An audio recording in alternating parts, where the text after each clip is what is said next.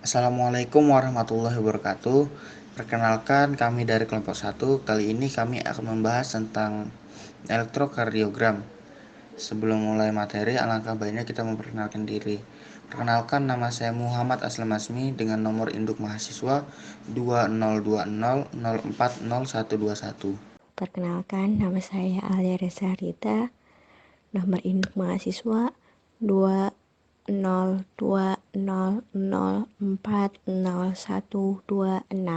Perkenalkan, nama saya Nisa Nur Hadiati Wijaya dengan NIM 2020040129. Perkenalkan, nama saya Syafira Salsabila Wardani dengan nomor induk mahasiswa 2020040163. Perkenalkan, nama saya Rizky Alparuki dengan nomor induk mahasiswa 2020040159. Kelistrikan tubuh pada manusia. Manusia tidak bisa melihat, merasa, mencium, menyadari keberadaan listrik dengan inderanya, baik untuk muatan ataupun medan listriknya. Pada abad 18, hal-hal mengenai listrik diteliti. Kelistrikan merupakan suatu yang biasa digunakan dalam kehidupan sehari-hari dan biasanya kita tidak terlalu banyak memikirkan hal tersebut. Walaupun pemakaian praktis dari kelistrikan telah berkembang khususnya pada abad ke-20. Penelitian bidang kelistrikan mempunyai sejarah yang panjang. Kelistrikan memegang peranan penting dalam bidang kedokteran.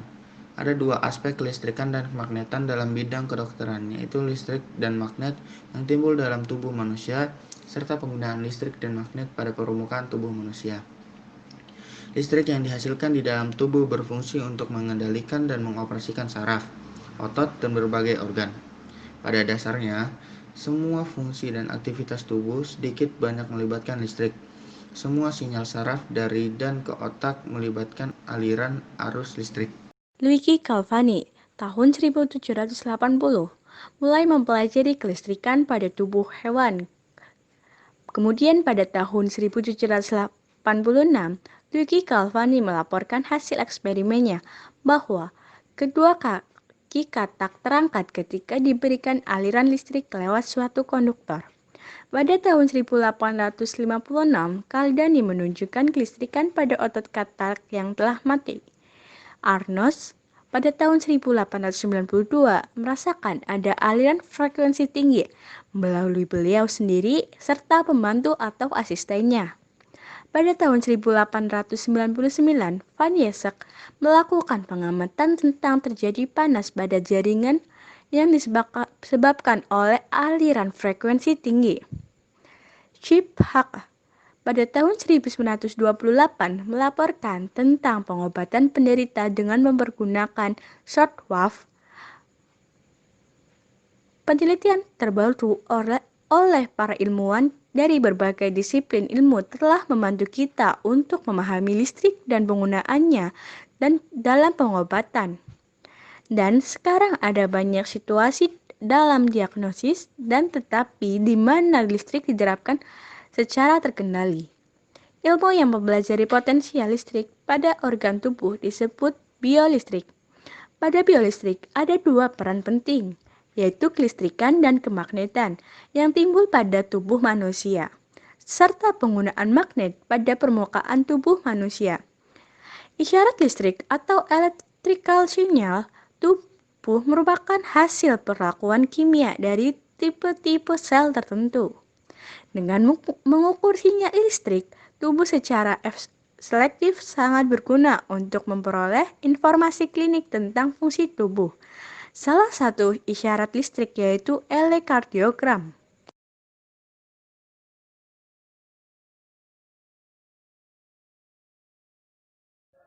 Elektrokardiogram atau EKG merupakan sinyal fisiologis yang dihasilkan oleh aktivitas kelistrikan jantung.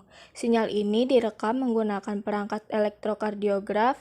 Perangkat ini bermacam-macam bentuknya sesuai dengan kepentingan rekam sinyal EKG yang dilakukan.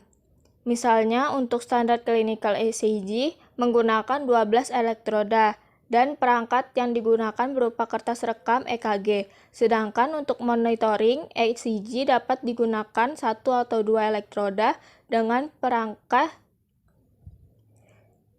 dengan peraga berupa sinyal. Saat ini pemeriksaan jantung harus dilakukan secara langsung antara ahli jantung dengan pasien, sehingga diperlukan suatu sistem pemantauan dari perangkat elektrokardiograf digital yang dapat memantau hasil pemeriksaan jantung dari jarak jauh. Setidaknya pasien tidak harus bertemu langsung dengan ahli jantung untuk mempermudah pemeriksaan. Untuk mendapatkan hal tersebut, selanjutnya dibangun dalam suatu sistem yang dapat memantau kondisi jantung dan disimpan dalam suatu media penyimpanan data. Dengan metode ini, pasien tidak harus bertemu langsung dengan ahli jantung. Cukup menyerahkan data hasil pemantauan saja dalam menyimpan data. Diperlukan media yang cocok dan umum untuk digunakan sehingga tidak mempersulit pasien dan ahli jantung dalam penggunaannya. Selain itu juga mudah untuk didapatkan. Salah satu dari media data yang dapat digunakan yaitu MMC atau CD card. Fungsi elektrokardiogram. Fungsi dasar elektrokardiogram yaitu untuk mendeteksi sinyal kelistrikan jantung, sedangkan fungsi transdusernya adalah untuk mengkonversi informasi biologis menjadi sinyal elektrik yang dapat diukur. Transduser ini dipakai dengan menggunakan elektroda AG atau AGCL mengurangi noise dengan frekuensi rendah pada sinyal EKG yang terjadi karena pergerakan.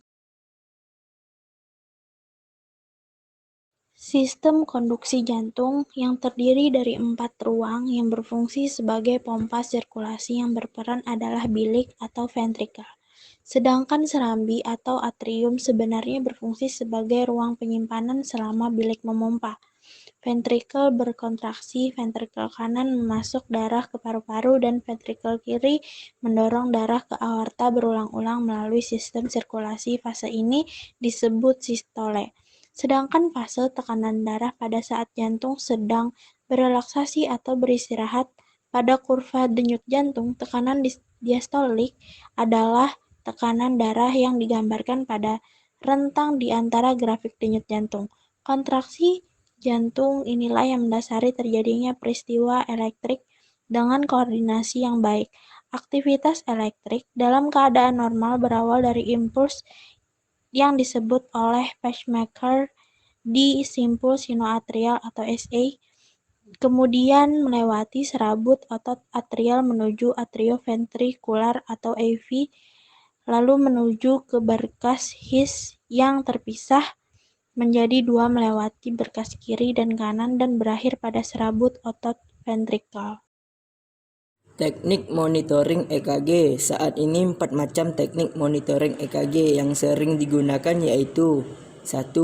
Teknik monitoring standar ekstremitas atau metode Einthoven atau standar Lim-Litz. Dalam menggunakan teknik ini dilakukan 3 tempat monitoring EKG yakni A. Lead 1 dibentuk dengan membuat lengan kiri atau LA lip arm elektroda positif dan lengan kanan atau RA right arm elektroda negatif, sudut orientasi 0 derajat. B. Lead kedua dibentuk dengan membuat kaki kiri atau LL lip like elektroda positif dan lengan kanan atau RA right arm elektroda negatif, sudut orientasi 60 derajat. Yang C. Lead ketiga dibentuk dengan membuat kaki kiri atau LL lip like elektroda positif dan lengan kiri atau LA lip arm elektroda negatif, sudut orientasi 120 derajat. Yang kedua, teknik monitoring tambahan atau augmented Lim-Litz. Dalam menggunakan teknik ini dilakukan 3 tempat monitoring EKG yakni A. AVL dibentuk dengan membuat lengan kiri atau LA lip arm elektroda positif dan anggota tubuh lainnya atau ekstremitas elektroda negatif, sudut orientasi min 30 derajat. B. AVR dibentuk dengan membuat lengan kanan atau RA right arm elektroda positif dan anggota tubuh lainnya atau ekstremitas elektroda negatif, sudut orientasi min 150 derajat. Yang C. AVF dibentuk dengan membuat kaki kiri atau LL lip like elektroda positif dan anggota tubuh lainnya atau ekstremitas elektroda negatif, sudut orientasi plus 90 derajat. Monitoring EKG prekordial atau dada atau standar chest monitoring EKG. Karakteristik dan parameter-parameter dalam elektrokardiogram. Sinyal EKG terdiri dari gelombang P, kompleks QRS, dan gelombang T. Diperhatikan pada gambar di bawah ini digunakan untuk mendeteksi kelainan jantung atau arrhythmia. Urutan terjadinya sinyal EKG yang dapat menimbulkan gelombang P, kompleks QRS, dan gelombang T adalah sebagai berikut. 1. Setiap siklus kontraksi dan relaksasi jantung dimulai dengan depolarisasi spontan pada nodus. Peristiwa ini tidak tampak pada rekaman EKG. Yang kedua, rekaman P merekam peristiwa depolarisasi dan kontraksi atrium atau atria kontrak. Bagian pertama gelombang P menggambarkan aktivitas atrium kanan. Bagian kedua mencerminkan aktivitas atrium kiri. Setelah mendapatkan sinyal EKG, denyut jantung atau HR, biasa disebut heart rate, dapat dihitung dengan menggunakan persamaan di bawah ini. Dalam interval, RR sama dengan jarak antara gelombang R dengan gelombang R lainnya yang berdekatan terukur dalam satuan waktu sekon. HR sama dengan besar denyut jantung yang dalam satuan beat per menit, BPM (6).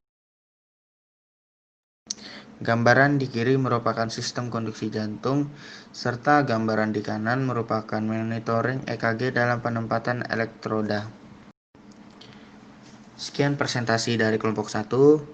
Kurang lebihnya mohon maaf. Wabillahi taufik wal hidayah. Wassalamualaikum warahmatullahi wabarakatuh.